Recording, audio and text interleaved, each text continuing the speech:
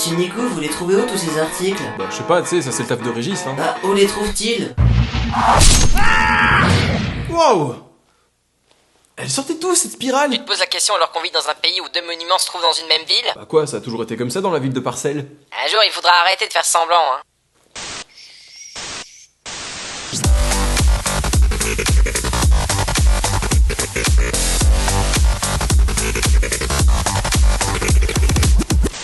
Il y a bien longtemps que j'avais envie de traiter d'un article parlant du Canada, car j'adore ce pays. T'aimes surtout leur accent, ouais. Eh, c'est pas un accent d'abord, d'ailleurs dites jamais à un Canadien qu'il a un accent. Ce sont des Québécois, crétins, évitons de se faire allumer dans les commentaires. Ouais, restons impatients de secure. Donc partons du côté de Saint-Jean-sur-Richelieu pour l'événement qui va suivre.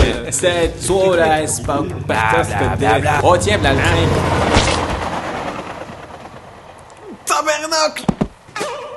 Carles? Je crois que j'ai vu ça une fois dans un cartoon. Bah peut-être qu'on est dans la vie réelle. Il suffit pas de souffler sur le pied comme un ballon pour qu'il se répare quand il s'est fait écraser par un train. Bon déjà cette bande de zouf était complètement enterrée. Ils sont torchés à quoi? À du concentré de conneries? Je suis certain que t'en prends à chaque petit déj. Ta gueule. Les mecs ont vu donc le train de marchandises qui passait en réalité à 7 km/h. Et le premier réflexe qu'ils se sont dit c'est... Et si on tapait sur le train? Bah qui sait, le péqué couille de singe a peut-être des répercussions neurologiques. Et au final le mec s'est mangé un truc qui dépassait du wagon et s'est retrouvé le pied sur les rails. Oh, je viens de comprendre un truc, mec. Quoi? Walter Elias Disney, venez ici. J'arrive.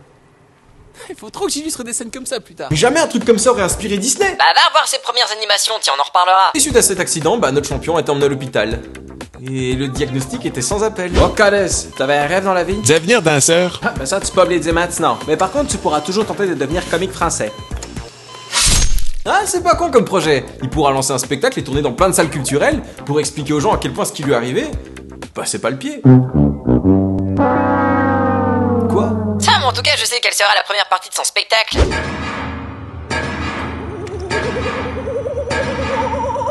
C'est pas drôle là, rendez-les-moi.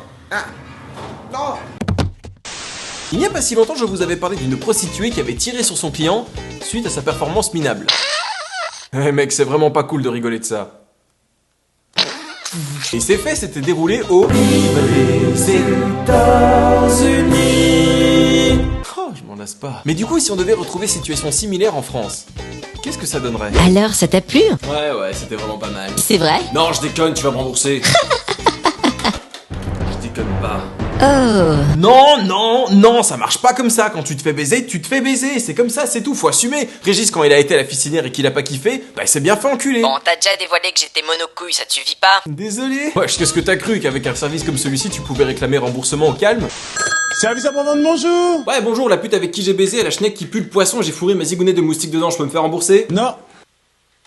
Bon, ok. Et le mec, là, il est même pas encore majeur. 17 ans, il va déjà aux putes. Bah en vrai, c'est à cause de sa sale gueule qu'il a été voir les putes. Il savait qu'il finirait puceau sinon. Comment tu sais qu'il a une sale gueule? Bah en fait, j'en sais rien, mais c'est ce que j'ai fait alors. Belle estime de toi-même. Ou alors, il y a une autre hypothèse. Oh sérieux, le mec qui a encore puceau à ses 18 ans, sa mère, c'est vraiment une pute. Ah, oh frère, tu fais quoi là? Ah bah si ça se trouve c'était bientôt son anniversaire. Il a donc été remboursé grâce à l'arme qu'il avait, mais a aussi réclamé de la thune à une autre pute qui cohabitait avec la victime principale chez qui sont déroulés les faits. Mais c'est ignoble! Même le pire des connards trouverait ça horrible! Oh non, moi ça m'a fait rire. Mais putain grosse merde, tu fous quoi? On va encore m'insulter de plagieur. Bah c'est pas ma faute si ton public de con il sait pas faire la différence entre un plagiat et une référence. Et jamais on insulte mon public. Putain, j'aurais préféré que ce soit lui le stagiaire tiens ce matin. Ah bah y'a pire connard que lui, tu sais. Ouais t'inquiète, j'entends toujours dans mon oreillette. Bâtard. Bon, toute cette histoire de raquette pour apprendre qu'au final... Bah en fait son arme était fausse. Putain, mais c'est limite du viol d'avoir été berné à ce point. Ouais, moi j'aurais kiffé que ça se passe comme ça. Oh les mains! Merde. Parce que sinon, oh les mains, il file ta thune. Eh, vous faites quoi là? Le jour du nouvel an, j'ai diffusé une vidéo sur Twitter où je montrais des mecs qui s'amusaient à faire péter des feux d'artifice dans un parc en bas de l'appartement où je faisais la fête. À 21h. Zéro patience les mecs. Mais bravo pour l'ambiance, c'était cool. Et dans la vidéo que je vais vous montrer aujourd'hui, cette meuf a fait péter un feu d'artifice en pleine journée. Ah, tu t'es pas juste dit qu'elle a peut-être fait le lendemain? Ah bah si, ça se passe en Russie, je suis sûr qu'il s'est passé ça. Astrovia, bonne année, que la fête commence. Tu vas savoir tenir toute la soirée. Combien de verres tu as bu? À peine 2 bouteilles.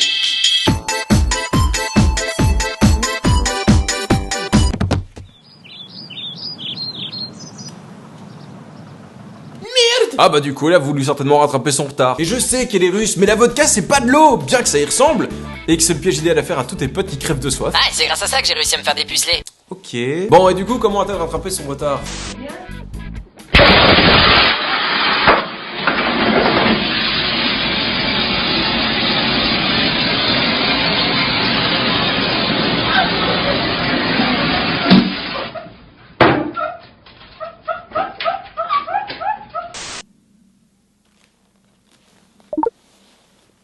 Allô collègue, tu peux me filer un coup de pouce? C'est normal en Russie. Merci. C'est quoi ces meufs, sérieux? Vous le prenez à chaque fois comme ça quand un truc pareil vous arrive?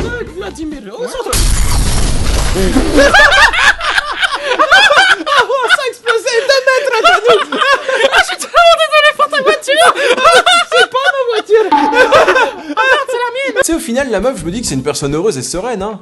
Elle fait face à des situations de crise en se tapant des barres. Désolé madame, vous êtes phase terminale de cancer généralisé. C'est vrai? Arrêtez, je vais mourir de rire. Et ce sera mort plus agréable.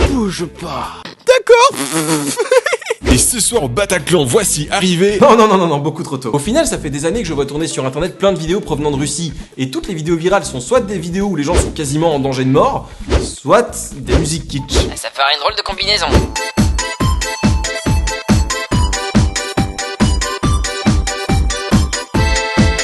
On aime la vodka et on abuse.